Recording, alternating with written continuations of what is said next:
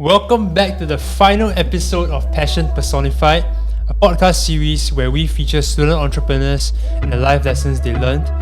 On our final episode, we talk about preventing fires and piracy, and to share his mindset on entrepreneurship and handling failure, we have the founder of Moa, Josiah Fan. Thanks for the welcome, Kevin. Did I pronounce your company name correctly? Yeah, you got it right. Okay, wonderful. It means together, right? Yeah, together. Okay. I'm excited to talk to you. I think when we chatted on Zoom, you really struck me as kind of, I know it's a high compliment, not sure whether you'll take it, but like Elon Musk kind of vibe. Elon Musk, wow, okay. It's probably the highest compliment in entrepreneurship I can Thank give you, you. thank you. I'll take it as a compliment. But really the analysis of objectivity, where you speak about innovation, I think really impressed me. And I'm excited to for listeners to hear about your mindset and your journey. I think there's a lot they can take out of it. Yeah, so today's, I think, focus will really be on taking action as an entrepreneur, how you analyze stuff, and just that curiosity, right, the desire for exploration that you show. Yeah, so, okay, let's get into it. Let's start out with how you started out. Even before now, you started a company, and you are in NS now. Currently in NS, yeah. NS, right? But you started a company while you're in SP. Yeah. Right? But even before that, when you were young, talk to me about growing up. Like, was entrepreneurship something you really, wanted to do? Yeah. So, entrepreneurship when I was young, actually is a story that goes back to when I was in primary school, like probably primary 1 or primary 2. Yeah. So, back in the days, probably you have some experience with like selling small items from the mama shop, here and there, kind of things. So, one day my brother came home and then he just told me about this styrofoam planes that he's been selling. Those ones where you construct with the propeller at the front and then you can throw it and it flies. Okay. So I got inspired by him. So I was like, hey, selling something and get a small little bit of profit. And people, our fellow classmates, will willingly buy them. So I started out with explosives. Yeah, explosives. Okay. Okay. So that sounds a bit sketchy, but yeah, I'm sure it'll be fine. Yeah. Okay. So, small kids, like boys like us, we just like things that go bang, loud things, right? Yeah. So, I used to take party poppers, the ones with string you pull, I remember confetti, that. right? Yeah. So, they used to have this explosive component inside. So, I'll just dismantle the whole thing, take out the confetti, the plastic, throw that away, take the explosive itself, and just sell that. And it was like a profit margin of 400%. Wow. The thing cost 20%, but I could sell it for $1. So my first customer was this classmate named Ian. Ian. Still remember. You always remember your first customer. Yeah, you always remember. Especially when Ian, I make a deal with him in the toilet. Yeah. Just like, gotta be discreet, Yeah. Boys meet up in the toilet. So I walked in, he was there standing by the sink. I passed him the small little dynamite stick. Then he looked at it, he was like, okay. He passed me $1. I took the $1, Yeah. turned around and started walking out of the toilet. Yeah. As I was walking to the door, suddenly a huge bang! Yeah. Then I just stopped. I turned around, I was like, Ian, are you okay? Man was just standing in front of the sink, looking down at his hands. I was like, oh shit, did he get injured or something? Yeah. So I walked up to him. I saw his hand was a little charred and black. Yeah. So I was like, Ian, what do you do? And he looked at me. I was testing the product. And I was like, Ian is an explosive. If you test the product, it's going to blow up. And then So much for customer satisfaction. Right. I don't think there's a refund at that stage, but okay, continue the story. I'm so interested. So, and Ian started crying, and then he just, I'm going to tell the teacher.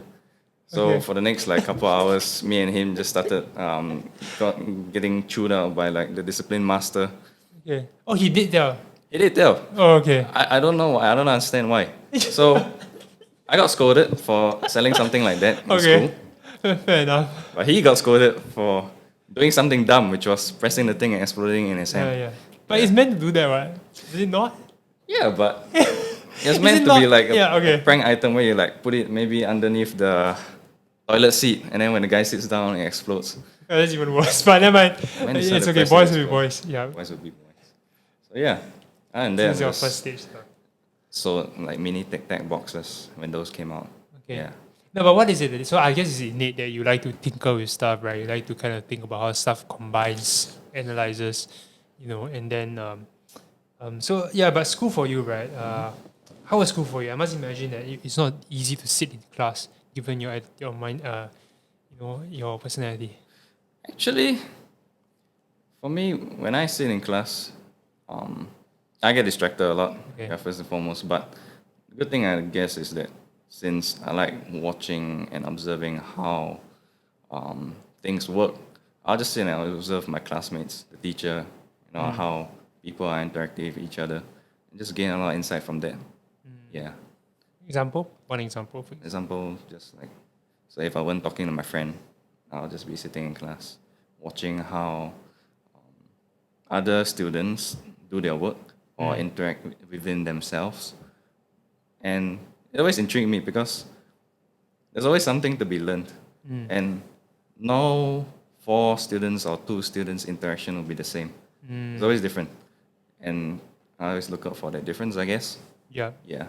And I guess that helps you understand people, so which is crucial eventually in your entrepreneurship journey now. We will get into that soon.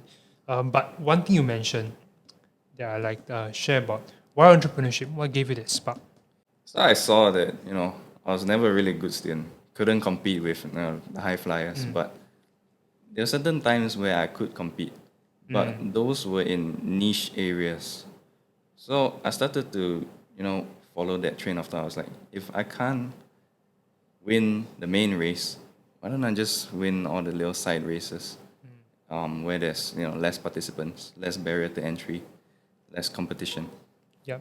Sure, maybe the glory won't be that great. I can't be the top student, but in a sense, the objective isn't so much about satisfying that competitiveness, but rather finding new ways of being able to get through and get things done. Yeah, Okay. that's what inspired me. Yeah, that's great. I recently posted a video on TikTok also talking about defining your own success. A lot of issues come about because students, they hack their definition of success to Yeah. just very fixed, limited variables. So when you can compete on those variables, where your self-esteem gets affected, your life choices gets narrowed, and it's all this whole bunch, a whole slew of issues that people face, right? But when you can define your own success, right, and realize it's your life to create, there are so many, like you said, side races and opportunities you can look for. And I think that's one core lesson that whoever's listening can take back. Lah. And I think it's learning from you, it's coming from you, it's really cool. Yeah. Share with us then nice transition into how you ran your own race. You came into poly, and then spin off. Right, so talk about that journey, starting your own race. Yeah, okay. Starting my own race. So when I first entered poly, I just was like a normal student. I was just still figuring things out. Actually, like my past course, which was business information technology, was the last choice on my list. So, for like the poly and JC applications, we had like 12 choices. I drew extra boxes to give myself 15 choices. And 15th choice was the choice that I got. Oh wow, Yes. So I actually just drew extra lines to put more choices. I see. And the very last choice was different from the rest because it was a sort of like a safety net. Okay. And the rest of my choices were biology or biotech. Yeah, because I studied that previously in secondary school. So yeah, when I got that course, I saw the message. I woke up, I was like, I got the safety net. Okay, just went back to sleep. But it proved to be a blessing in disguise because I started doing coding and the course was really fun to explore because the type of person I am, like, exploring out. Yeah. And DBIT gave like a huge variety of things to learn. We never really specialized on one thing. So we learn like app development, web development, database, visual design, marketing, social media marketing. So it's really spread out. And this really did kickstart my journey into entrepreneurship. And along with SPINOFF, of course, when we got introduced to SPINOFF, we started getting the idea. It was fed to us that we could work on our own ideas and work on our own things. Share with us about how Moa started. I know of course, the form it takes now, it's very interesting, where you help shipping companies ensure that there's no stupid people on board or people that will sabotage. And interesting fact, right? I didn't know I've read okay, correct me if I'm wrong, that once every 2 weeks there are actually fires and piracies. Yeah. People don't know that. People think, hey, my goods just come only. But actually, there's a lot of stuff goes on the ships, right? A lot of corruption, whatever. So I think your company helps to weed that out. But before you even got there, right, it didn't start that way. Talk to us about the beginnings first. Even now, the things you mentioned, we slightly pivoted from that as well Yeah. into more of the data and compliance itself. Right. Yeah. As for how it started, so my journey in spin-off and entrepreneurship started. I wasn't doing more at the start. I was doing a couple of different things. Building like a edutech platform was one of them. And a couple of others. It was only through one of the events where I met my founder, Yun Sil, founder of MOA, and that's where we got started with MOA. So Yun Sil's field of expertise is legal.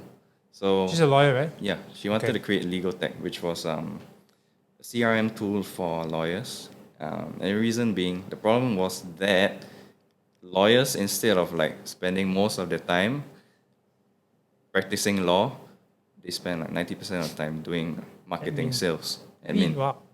I mean, it's, I didn't know that. yeah. Okay, interesting. So like, you think lawyers, they just go to court and do, but no, 90% of the time they're trying to get customers, trying to maintain links. Sure. Almost like any other Business freelancing yeah. out there. Yeah. So wanted to create this tool which allowed lawyers to focus on what they do best, which is practicing law. Yeah. So along the way, after like a year and a half to 2 years now, we pivoted to maritime industry, which is good because we then apply our expertise on legal in the maritime industry. So now we're doing compliance. Okay. Yeah. Regulatory compliance. Yeah, share with us a bit more about, not too technical, but just an idea of what problem you're solving. Okay. So one big problem is that shipping is cross borders and there's different regions. So different regions have their own sets of data that you have to follow in order to be familiar with the place. So in order to do that, we create this platform which gives you an overview of your trading data as well as compliance and regulatory in those regions. It's always different for each region. So Let's talk more about your mindsets, because I think your business model it's there and it's doing well. And I guess later on we'll talk about future plans. But what I really want to dive deep into is how you run your business, that mindset, and how you innovate, which I think is very valuable. So share me about your core philosophies when it comes to entrepreneurship or just life in general. I have a few core philosophies. One of the one that stood out to me when I was starting off was this quote by Alice in Wonderland. I think the 1984 version, the really old one, slightly creepy one. If you ever watched that one, right? Yeah. Have you? No. Okay, you should watch it. I might check it out after this. For a children's show, it's pretty like psychedelic and Okay. creepy with all the weird colors and all. Sure. Yeah, but there's this one scene in the movie when Alice comes to the crossroads because she got lost in Wonderland, and then she comes across this Cheshire cat, and she asks the cat, "Which path do I take?" The cat replies with, "Well, where do you want to go?" And Alice says, "I don't know." Cheshire cat says, "Well, if you don't know where you want to go, doesn't matter which path you take." So that's the philosophy that I had while starting out, which is there's a general direction I want to go to, which is entrepreneurship. Yep. But where and what do I do? That's the question. And then I eventually realized that it doesn't really matter because if you don't have the end goal in mind, it doesn't matter which path you take. And I feel that's a lot of that's a big challenge that many aspiring entrepreneurs have. Before they get started out, they always ask the question, "What should I do?" And maybe they try and find an idea or fixate on an idea that they can feasibly work on. Yeah. But what you don't realize is that entrepreneurship is the broad spectrum. What you do within there doesn't really matter. But to get started with entrepreneurship itself, all you have to do is just take the first step on any path that comes across your way. I love it. And the end, of course, of that quote, I think we'll definitely edit that in, right? I think the cat says that eventually will lead somewhere, and I think that is a bias to action, right? That entrepreneurship is, even in my mentors, right, tell me you have to be biased to action, you have to execute. You can't just spend all your time thinking about stuff, right? It's in the action that you learn, and then you also get sales eventually, which is what business is about. And one more thing also that mirrors that philosophy is about dynasties. Yeah, I thought that was interesting. Share Okay. that. So when I talk about dynasties, looking more at the media I as a Singaporean Chinese was exposed to, which was stories of back in olden times in ancient China. People, merchants or explorers would just go out traveling, leave their hometown, travel like a few hundred or thousand miles away from home to just explore Do the world business, yeah. or do Trade. business, trade, Yeah. or find whatever they're looking for. So what struck out to me was what got into them to leave their hometown and travel so far away to no particular destination in mind. Just follow their heart, I guess. I mean, so to me it was like, really, what is that thinking Spark, that yeah. wants that they want to leave and go out traveling? You And, find the answer? well, Still searching for it. still searching for it, still exploring. Maybe I'll Sure. find it one day. Very nice, very nice. That's a start, right? I think that's a start, right? You gotta start out. Be biased to action. I think a lot of people have this fear of even starting out. What will people think? What if I fail? What if it doesn't work out? What do you have to say to that? Simply the old adage that failure is just part of it. Okay. But if you fail, you're probably going in the right direction. How do you handle failure? How do you perceive it? How do I perceive How it? do you perceive and treat it? There's this quote which is like, it's never a true loss unless you learn from it. Yeah. So Unless you didn't learn something from it, right? Yeah. failures are good teachers. Strikingly, they will teach you what went wrong, and in the future you keep them in mind. Not to hinder you from progress next time, but rather add as a awareness that such a thing may happen. So it's really just, honestly, entrepreneurship is seeking failure. Yeah, that's about it. Okay. No way around it. I like that. Another thing you shared that I also resonated with me about anxieties of the future. I think one thing we don't talk about enough is entrepreneurship and mental health. Yes. Because entrepreneurs, studies do show that mental health is sometimes afflicted, and the reason for that is that they're always thinking about what's next. They're always thinking about a vision and ideal, and every ideal is a judge, right? Every ideal lets you know that, hey, there's a creative tension. Hey, you haven't reached there yet, and that could cause anxiety.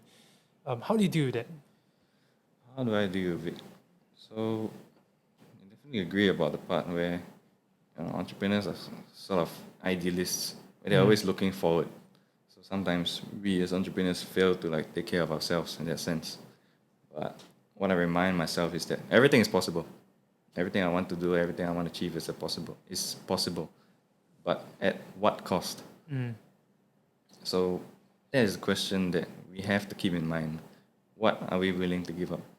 And many young aspiring entrepreneurs would be like, yeah, I'm willing to give up sleep, rest, personal time, and maybe even relationships in order to work and to get where you want to be. Yep.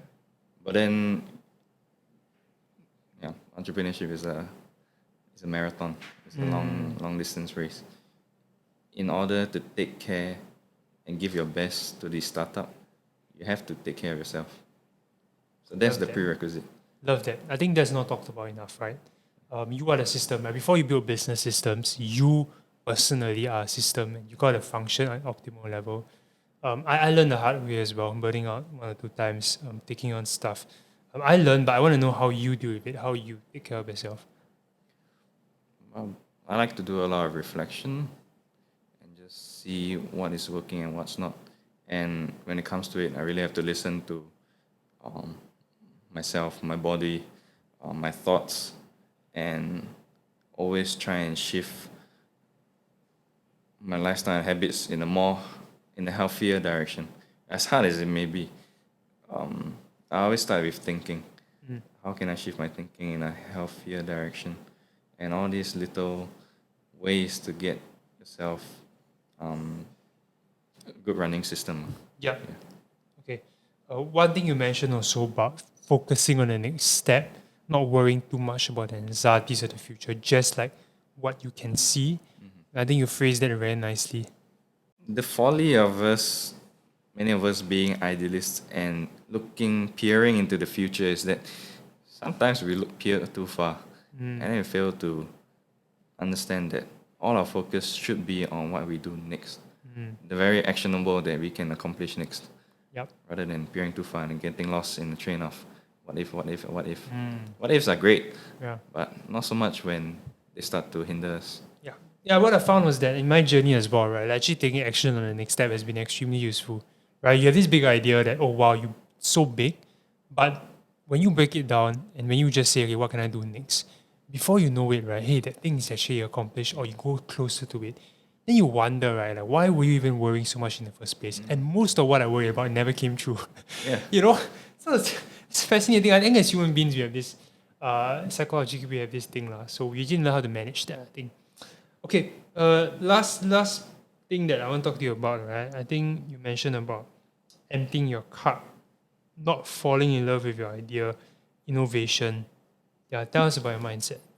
When I reflect on what I do, I realize I tend to perform better when I get started in new areas. And I thought to myself, why? Like, shouldn't I perform better at a few my experience that? Then I realized it's because of the bias of what I believe I know, versus what I actually know.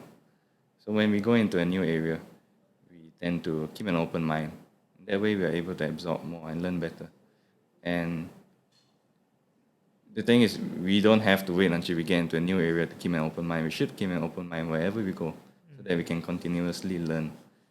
Yeah, so that's emptying your cup. And yeah, so when I first got started in poly, it was a totally new course to me. I didn't study tech. Sure, I use computers, but not coding. And I was really happy because I always just look forward to learning what's new. Sure. And along the way, I realized that poly isn't so much about, just pure studying. There's a lot of microsystems in play. And that's what captivated me. The thing about studying here, people always believe that it's about study, getting good grades. And it's true for the most part. But at the same time, how do you get there? In poly, there's a lot of different things that you have to keep in mind, which is what contributes to your final grade. Relationship with your lecturer. How you manage that relationship. There's one microsystem in play that you deal with every single day with multiple lecturers. On top of that, your relationships with your classmates and your peers, because that also takes into account, especially in SP, we have this peer review. Yeah. So all these microsystems come into play, and you can't just disregard them and work hard. One thing I felt really saddened about was when my peers in poly just focus on working hard, and you can see they really put in a lot of effort and they try really hard, but it wasn't captivating every single microsystem in play. And that's what many students need to realize. It's not just about study. And if we go on a deeper level, instead of just relationships with your peers and lecturers, it's also about your relationship with yourself and how you manage that in order to continue going. Yeah, I think that is definitely going to be put in a snippet somewhere because that's great advice for students, not just in poly, but uni or even secondary school. think so often we ignore all the other systems in play, like you said, personal relationships, whatever, and just very narrow-mindedly focused on regurgitating, memorizing. That's one of the sadness I feel, a heaviness when I go to schools also, because I want to let them know that education is so much more than just four walls and a piece of paper, right? There's so much more. It's only limited by your desire for exploration, right? Your hunger for learning, ability to understand the systems around you. And that lesson is not just applied in entrepreneurship, it's in life, because life is in one whole big adventure, right? Yeah, so I love that advice. I think that's something that people can take back.